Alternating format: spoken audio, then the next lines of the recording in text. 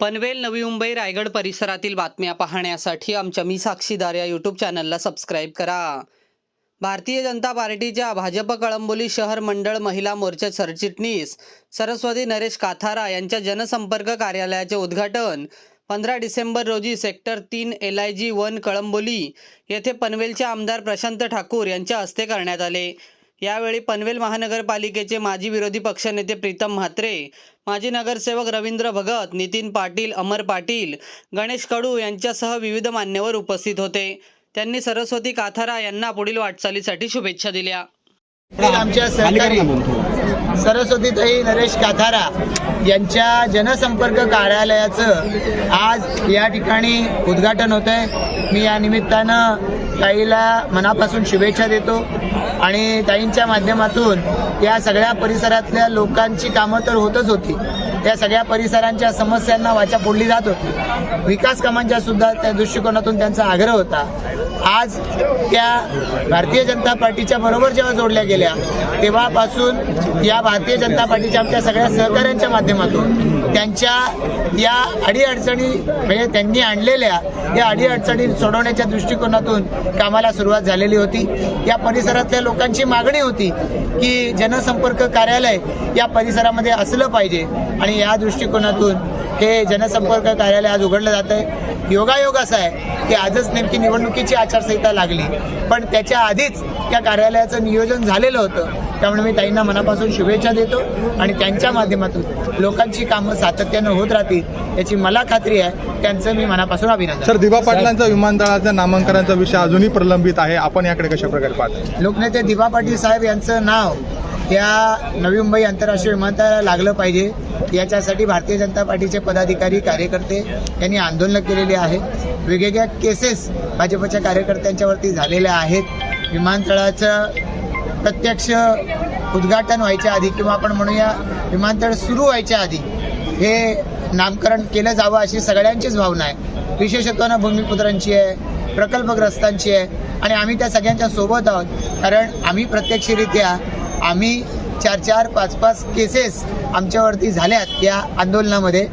लोकनेते दिवा पाटील साहेबांचं नाव दिलं पाहिजे। प्रकल्पग्रस्तांचा तो अधिकार आहे, भूमिपुत्रांचा तो अधिकार आहे, पण प्रकल्पग्रस्त भूमिपुत्र यांना पुढे करून आज जे या ठिकाणी खोटा उमाळा दिवा पाटील साहेबांच्या विषयी आणतायत हे सगळे लोक प्रत्यक्षरित्या दिवा पाटील साहेबांचं नावाची मागणी प्रकल्पग्रस्त भूमिपुत्र करत होते तेव्हा हे कुठेही नव्हते।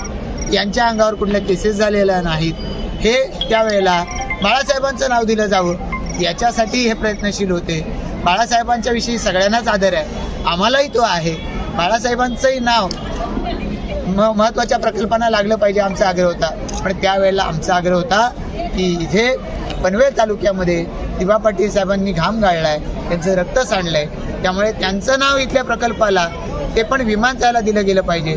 आमच्या या आग्रहाचा मान ज्या वेळेला युतीचं सरकार सत्तेत आलं त्यावेळेला त्यांनी तो ठेवला आणि म्हणून राज्य सरकारनं ठराव केला। एकनाथ शिंदे साहेब मुख्यमंत्री होते, देवेंद्र फडणवीस साहेब उपमुख्यमंत्री होते। त्यावेळेला सरकारनं निर्णय घेतला, नुसता सरकारनं निर्णय नाही घेतला, आधीच्या सरकार त्यांच्या पाठीशी बहुमत होतं आणि मग विधान भवनामध्ये दोन्ही सभागृहाचा ठराव झाला आणि केंद्र सरकारकडे पाठवलाय।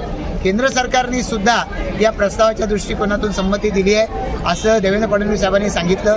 मात्र अधिकृत घोषणा व्हायची आहे। आता आज नव्याने एक आचारसंहिता लागली, त्यामुळे हे आधी होऊ शकतं का माहिती नाही, पण निश्चितपणानं आम्हाला देवेंद्र फडणवीस साहेबांनी शब्द दिला आहे, नाव फक्त दिवांचंच लागणार। साहेब, पनवेल महापालिका निवडणुकीच्या अनुषंगाने मित्र पक्ष जो आहे, युतीचा जो गट आहे शिंदे गट, यांना सोबत घेऊन चालणार आहात त्याबद्दल निश्चितपणाने याची घोषणा माननीय आमचे प्रदेशाध्यक्ष रवींद्र चव्हाण साहेब यांनीच केली आहे। आज ते पनवेल महापालिका क्षेत्रात होते, त्यांनी या संदर्भात पुन्हा एकदा सूतोवाच केले। महायुतीच्या संदर्भातली चर्चा करूनच आम्ही अंतिम उमेदवाराची घोषणा करणार। सर, इच्छुकांची संख्या मोठी आहे, तर तुम्हाला उमेदवार देताना दमछाक होणार नाही का? होईल, तुमची मदत घेऊ। पक्ष कार्यालयाचं आज उद्घाटन झालेलं आहे, आचारसंहिता देखील लागलेल्या आमदारांनी स्वतः तुम्हाला शुभेच्छा देखील दिलेल्या आहेत, कसं बघताय? नमस्कार, आज पक्ष कार्यालयाचं उद्घाटन झालेलं आहे आणि आचारसंहिता लागेल आज हे आम्हाला माहिती नव्हतं, पण तरी आम्ही कार्यक्रम केला।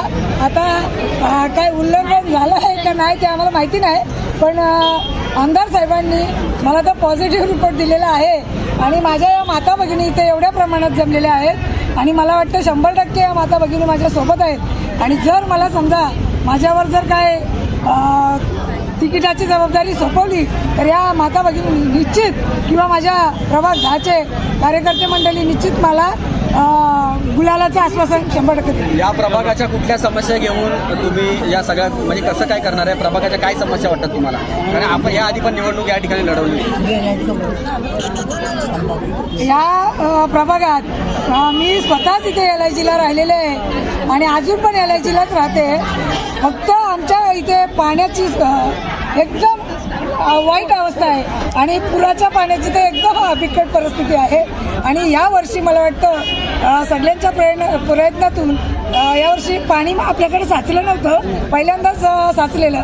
आणि याच्यानंतर मला वाटतं आमच्या माता भगिनींना लाईटची समस्या, पाण्याची समस्या, महिलांसाठी फक्त वॉटर गटर आणि मीटर याची सुविधा पाहिजे असते आणि ती मला वाटतं माझ्यावर जर महिलांनी जबाबदारी दिली याच्यातनं निश्चितपणे मी त्यांना आश्वासन देते की आपल्याला ह्या प्रश्नांना कधी सामोरं जावे लागणार नाही.